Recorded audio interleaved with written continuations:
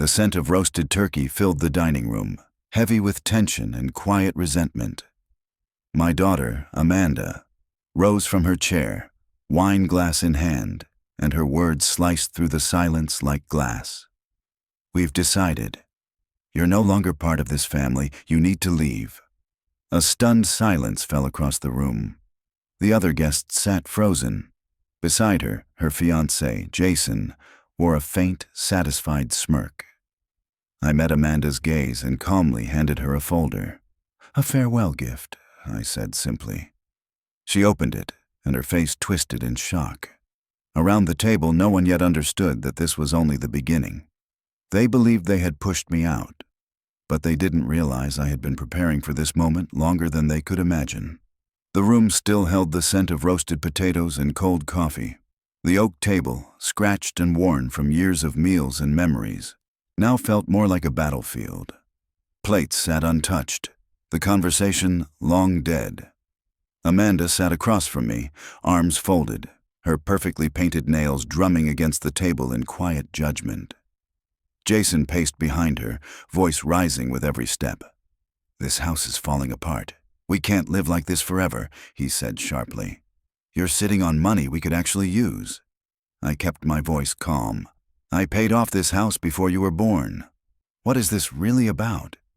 Amanda leaned forward, her smile cool and condescending. "We want to bring the place into the modern age. New floors, new furniture." You wouldn't understand, but I understood perfectly. Their talk of renovations was a mask, hiding something far less noble. Amanda's phone rested beside her wine glass, its screen showing a designer leather sectional that cost more than my old pickup. Jason threw a crumpled paper onto the table, a bloated contractor estimate for flashy, unnecessary upgrades. They hadn't asked for help. They'd already spent the money in their heads. "You have savings," Amanda added, eyes narrowing. "You're not getting any younger." The word stung, but I didn't flinch. Instead, I looked down at the familiar scratch in the wood where Amanda, at age 10, had carved her initials with a butter knife, back when she still saw me as her hero. "I've given enough," I said quietly. "You live here without paying a cent. Most people don't get that kind of help." Amanda laughed, a sharp, humorless sound. "Help? This place is a museum, Dad. We're doing you a favor by staying." Jason slammed his spoon onto the table, the clang echoing like a gavel. "You're so damn selfish. You act like some martyr, but really, you're just holding us back." The room fell into a tense hush, the kind that presses into your chest like a weight. My grip tightened around my fork, knuckles white. He'd raised his voice before, but this time felt different, like a line had been crossed. Amanda didn't say a word, but the glint in her eyes told me everything. She'd been waiting for this. I could have reminded them of everything I'd done, every long shift, every debt paid, every sacrifice made silently, so Amanda could go to college, drive her first car, build a future. But it wouldn't matter. Not anymore. "Selfish," I repeated, letting the word hang. "That's how you see me." Amanda leaned forward. "We don't need you here anymore, Dad. We can handle things without you." The air shifted, thick with finality. I set down my fork and stood. My chair scraped against the floor, louder than expected in the silence. I looked from Amanda to Jason. Both faces radiated certainty, as if they'd already decided I was gone. "I see," I said, voice steady despite the ache in my chest. "Then I suppose there's nothing more to say." I turned and walked toward the hallway. There's stairs on my back. Jason called after me, his tone mocking. "What? That's it? You're just going to sulk?" I didn't answer. The hallway felt darker than usual, quiet but for the ticking of the old wall clock. I closed the door behind me, sealing their voices out. My breathing slowed. I'd given Amanda everything, my time, my dreams, the home I'd built with her mother. And they thought they could push me out without consequence. They were wrong. My bedroom hadn't changed in years. It held the ghosts of a life once whole, photos, books, old receipts stuffed into drawers. I sat on the edge of the bed, the springs groaning under me. A warm lamp glowed in the corner, catching the dust on a framed picture of Amanda at 6, grinning wide with a missing front tooth. I ran my hand across the glass. That little girl was gone, replaced by someone I barely recognized. The house was quiet now, unnervingly so. I opened the nightstand drawer and pulled out a worn leather photo album. Page by page, I flipped through snapshots of a life built on hard choices. Amanda at 16, holding a soccer trophy. Her college graduation, family vacations. Behind each picture was a story, a sacrifice. I stopped at a receipt folded neatly inside. $12,000 for college tuition, dated 2 decades ago. Money scraped together from long days and sleepless nights. She never said thank you, not once. After her mother passed from cancer 3 years ago, Amanda grew distant. And then Jason entered the picture. Charming, ambitious, always eyeing the house like a jackpot waiting to be claimed. Whether he changed her or just revealed what was already inside, I didn't know. But what I did know was this: I was done being their stepping stone. I closed the album and placed it aside, my eyes drifting to a framed photo of my late wife, Margaret. Her soft curls and kind eyes had always calmed me, even in the worst storms. I whispered her name into the quiet. I tried, Maggie. I really did. But trying wasn't enough. The image of the fork I'd clutched at dinner flickered in my mind, not as a weapon, but as a symbol. The years I'd spent swallowing anger, keeping peace. That peace was gone now. I crossed the room and stood by the window. Outside, snow was falling in slow, heavy flakes, blanketing the street like a clean slate. Christmas lights blinked gently across the neighborhood, their warmth in stark contrast to the cold I felt inside. My reflection stared back from the glass, graying hair, tired eyes, and a jaw set with resolve. I had spent decades giving, my money, my strength, my life, and they'd repaid me with betrayal. I remembered Amanda slamming her bedroom door as a child, angry over some trivial punishment. But she'd always come back later, mumbling an apology. That girl, who still had a heart, was long gone. Jason and Amanda weren't just selfish. They were calculating, ruthless. She smiled as they tried to gut me emotionally over turkey and wine. He fed her ambition, and together they mistook my silence for weakness. I reached for my phone and hovered my thumb over the contact list. Tom's name was there, an old friend from my engineering days, someone who'd spent a lifetime seeing through polished lies. He'd know what to do. What I needed wasn't violence. I needed strategy. They had fired the first shot. I would simply return the favor, with precision. Later that evening, I met Tom at a dim old bar called the Brass Lantern. It smelled like spilled whiskey and aged leather, and the warmth of the wood-paneled walls felt like a safe harbor. We sat in a quiet corner booth, drinks in hand. He wore his usual frayed sweater, and his eyes, once tired, sharpened as I told him everything. Amanda's outburst, Jason's smug entitlement, the folder, the plan. When I finished, Tom leaned back and set his glass down with a thud. "They're parasites," he growled, "trying to pick you apart because they think you're soft. You going to let them?" I swirled my untouched bourbon. "No, I've had enough." A grin broke across his face, a rare, dangerous one. "Then hit them where it hurts. Money, reputation, whatever keeps them up at night." I nodded, my mind already turning.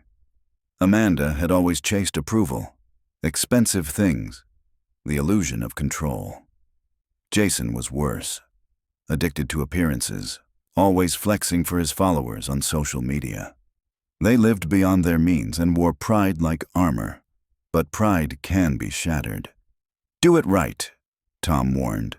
"Clean, legal, no mistakes." "You know me," I said. "I never build anything without a blueprint." Tom laughed and raised his glass. "To justice." We clinked glasses. I didn't drink. Not yet. There was too much to do. Too many cracks in their story, and I knew exactly where to find them. Later that night, I moved through the house like a shadow. The kitchen was dark, lit only by the soft glow of my phone's flashlight. The oak table, once a place of laughter, was now a war desk scattered with carelessly abandoned papers, bills, receipts, and overdue notices. Amanda and Jason had left a trail of financial recklessness behind, assuming I wouldn't notice, or worse, that I wouldn't understand. But I did. Every sheet of paper told a story, and I was listening closely. A credit card statement lay on top. Over $12,000 in debt, half of it Amanda's. Designer handbags, overpriced dinners, luxury subscriptions. Jason wasn't much better. Missed car payments, a gym membership he didn't use, and a mortgage notice on a condo they'd bought as an investment. Amanda had once bragged about how it would make them rich. Now, the bank was threatening foreclosure. I carefully copied the account number into my notebook. My pen scratched through the silence as I documented everything, line by line, amount by amount. This wasn't just about money. It was proof, a blueprint of their carelessness. I paused for a moment, remembering a dinner just weeks ago. Amanda had wrinkled her nose at the dining room carpet, calling it tacky. Jason had laughed and agreed. What they didn't know was that Margaret had picked that carpet herself after hours of debate in a store aisle. They didn't want to upgrade the house. They wanted to erase everything it stood for, including her. A soft creak snapped me back to the present. My flashlight clicked off instantly. I pressed myself against the counter, heart steady, breath controlled. The house was old. It made noise. But I couldn't risk being seen. Silence returned. I waited, then flipped the light back on and resumed digging. A wine club subscription. A receipt from a luxury spa. Each expense painted a picture, one of entitlement and delusion. Their finances were a collapsing structure, and I was just identifying where to pull. Suddenly, another creak. Closer this time. Footsteps. I snapped my notebook shut and slid the papers back where I'd found them. The flashlight flicked off again. My hand grazed the kitchen doorframe as I slipped through, quiet as a breath. "Dad?" Amanda's voice called sleepily from the hallway. I said nothing. The hall was dim, her figure faint in the distance. She didn't see me. I moved like I'd done for decades in this house, knowing every board, every sound. They might have claimed the space, but they didn't know it like I did. They never would. The next morning, I sat in a sleek downtown law office. Glass walls, cold gray carpet, and the faint scent of printer toner and fresh coffee. Across the table, John, a lawyer I'd known from my engineering days, flipped through my handwritten notes with the same focus we once gave to drafting blueprints. "You're serious about this?" he asked, raising his eyes. "You want Amanda and Jason out? Completely?" "Absolutely," I said, my hands resting calmly on the table. "They crossed the line. I'm drawing one of my own." John leaned back in his chair, clicking his pen thoughtfully. Then he got to work. The first order of business, the will. I was removing Amanda entirely, replacing her with a local educational foundation Margaret had once volunteered for. Every asset, house, savings, retirement funds, would go to charity. Not a cent to Amanda or Jason. John drafted the document quickly, every clause watertight. I reviewed it thoroughly, just as I used to do with engineering contracts. Then I signed. Next was the joint bank account Amanda still accessed, a relic from when I helped her buy her first car. She'd never closed it, and that oversight was about to cost her. I made a call to the bank, gave them the account codes, and had it frozen immediately. She'd find out the hard way. Then came the house. John suggested creating a trust, placing the property under my sole authority, legally shielding it from Amanda's interference. "If they try to force you out," he explained, This gives you a rock-solid defense." I signed without hesitation. That house was more than just walls and beams. I had laid its foundation, installed its wiring, repaired its roof after storms.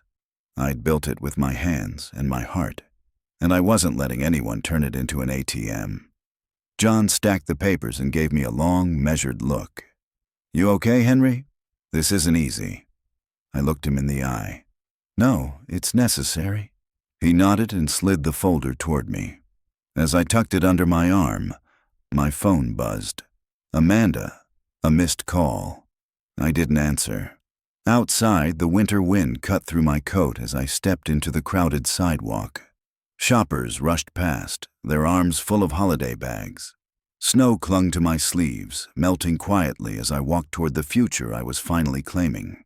The missed call was followed by another buzz. This time, a voicemail.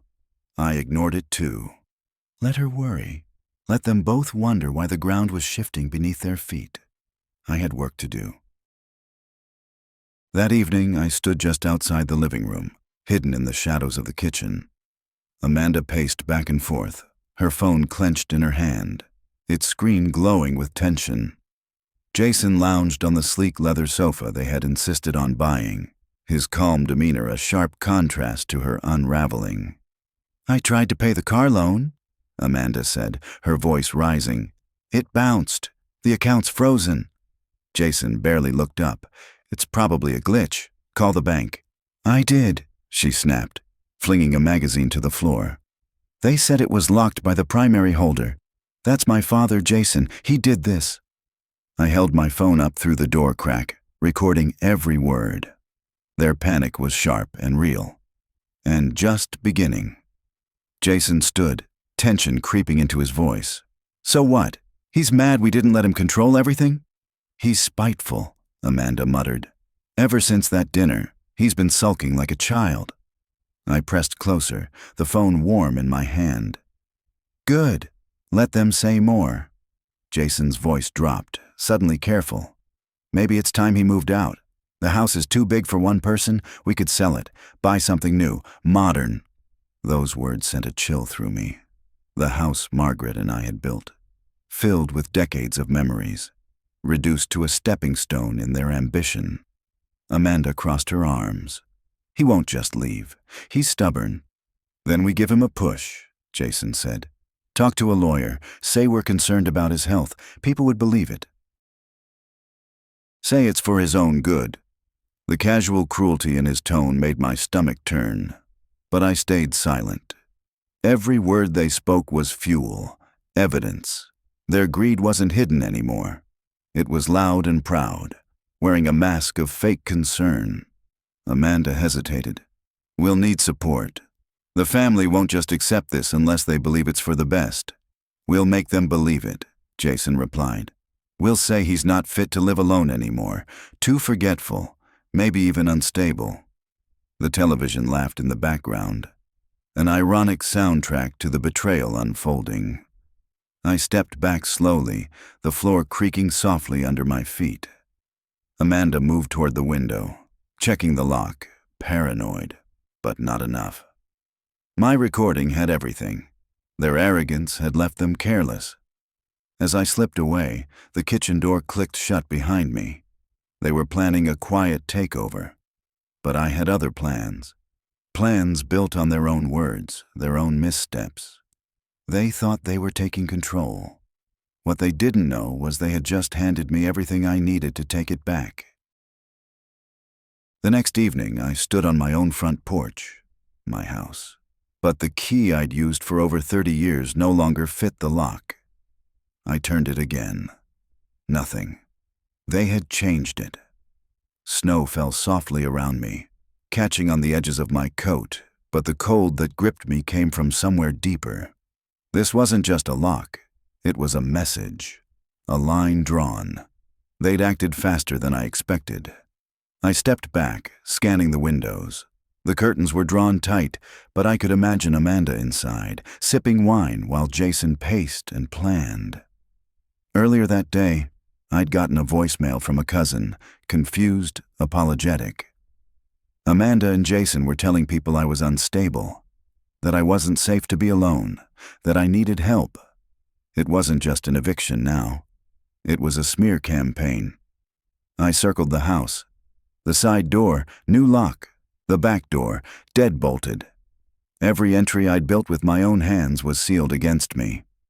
I pulled out my phone and called Tom. "They've locked me out," I said.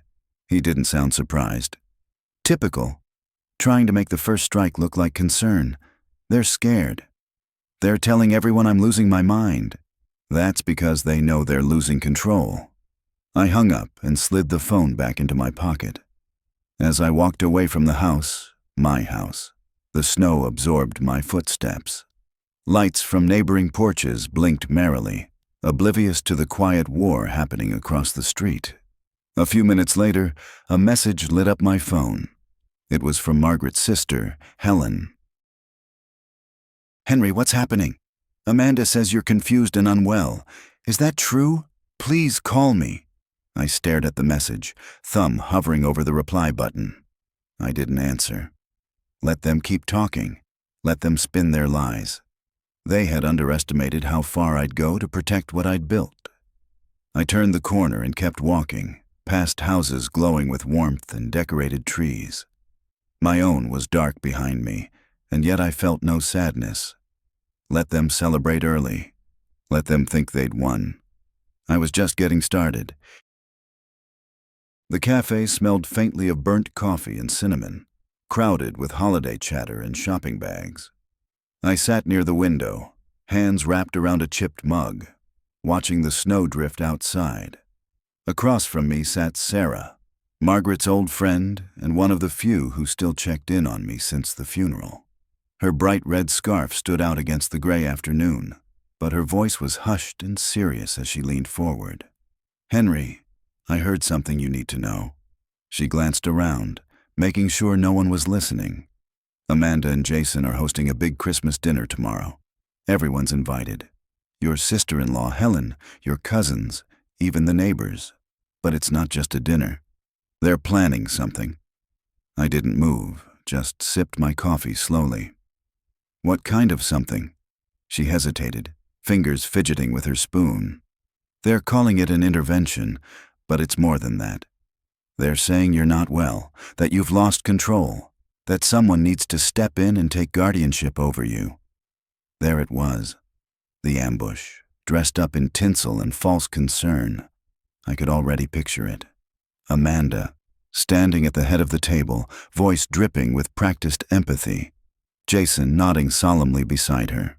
A room full of shocked relatives, some already primed with lies. I set the mug down, the ceramic scraping against the table. "How do you know?" I asked, my voice calm.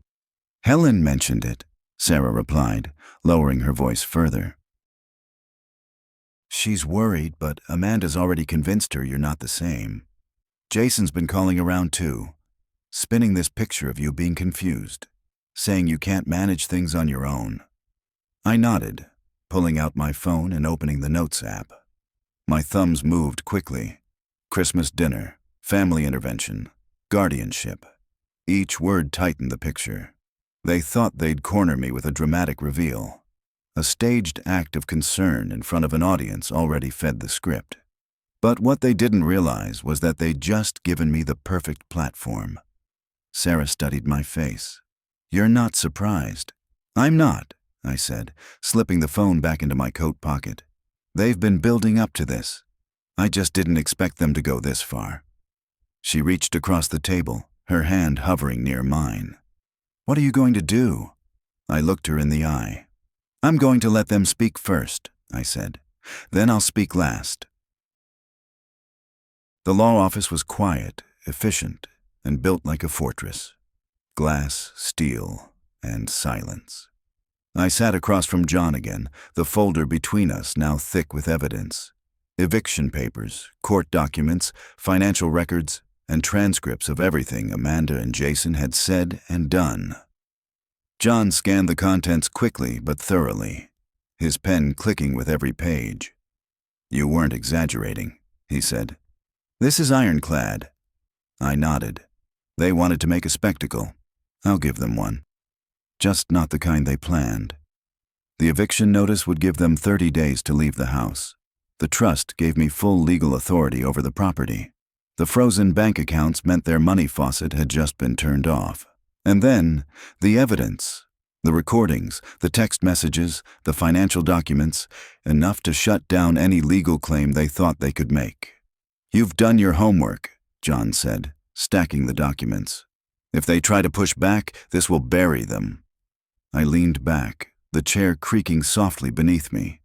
It felt less like vengeance and more like architecture, a structure designed with care and intention, not built out of anger, but of precision.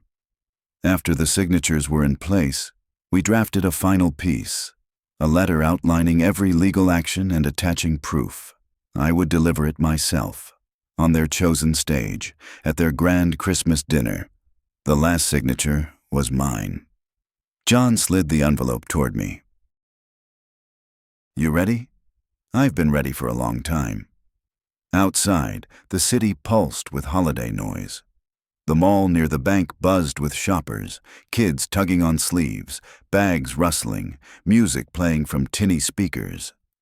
I walked through the crowd with the envelope tucked neatly in my coat, my steps steady.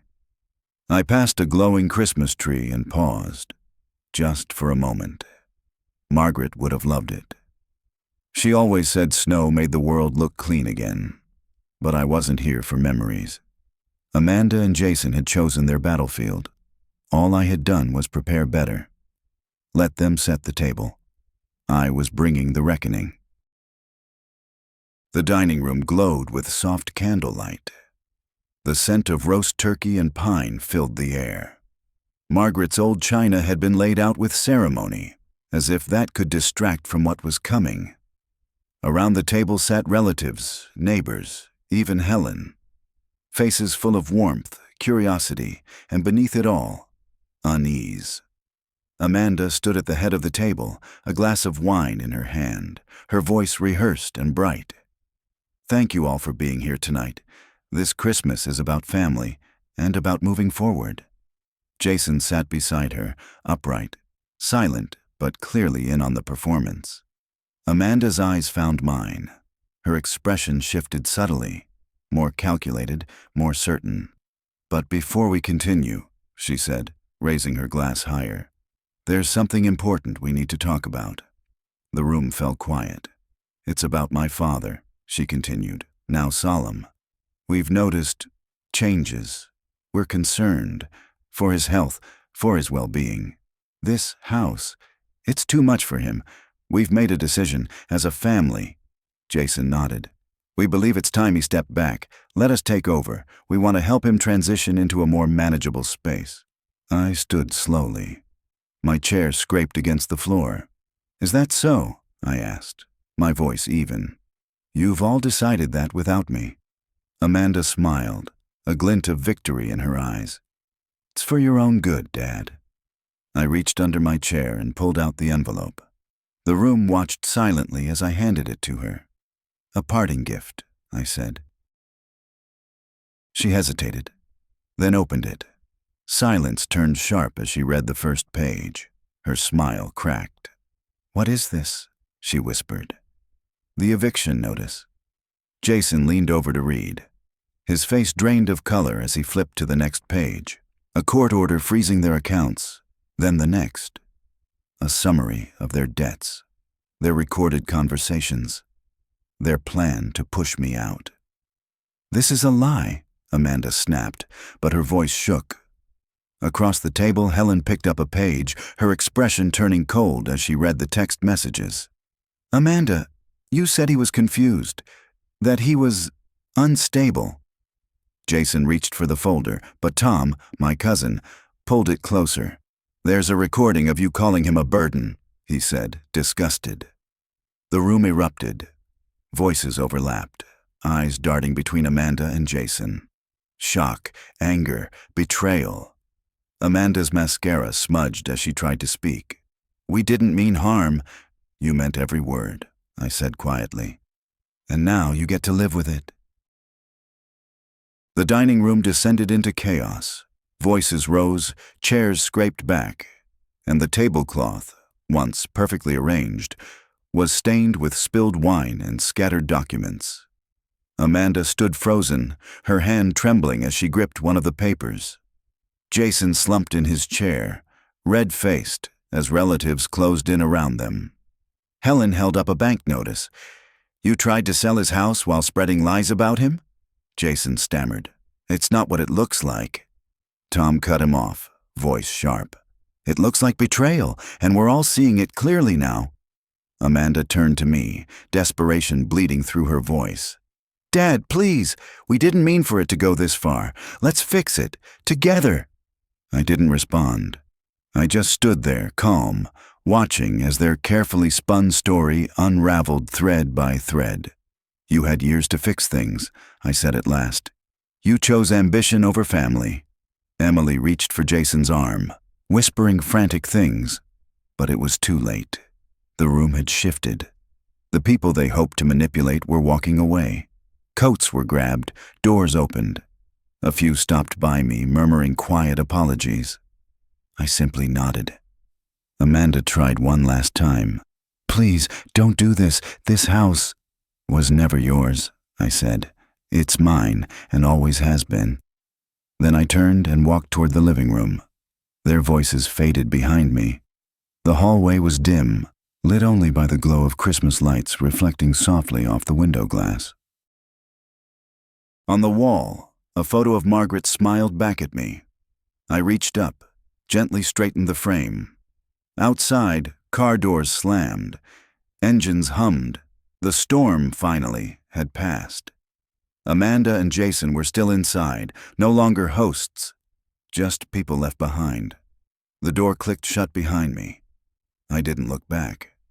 My new apartment was quiet, small, but it was mine. Through the wide window, I could see the city lights sparkling through falling snow. A desk lamp cast a gentle glow across the room as I sat and began to write. A letter, folded slowly, sealed with the kind of finality that only truth can offer. "Amanda," I wrote, "I've asked myself 100 times what I could have done differently, but I've come to accept that we make our own choices. You made yours. I forgive you, not because you asked, and not because you earned it, but because I'm choosing to move on. This is goodbye." I slid the letter into an envelope and placed it by the door. Tomorrow, I'd mail it. Whether she read it or not didn't matter. I had said what needed to be said. Margaret's favorite scarf rested on a nearby shelf, next to an old drawing Amanda had made when she was 6. I'd unpack the rest of the boxes eventually, but not tonight. Tonight, I stood at the window, watching the snow fall. The past no longer owned me. The house was gone, sold to a young family who would make their own memories there.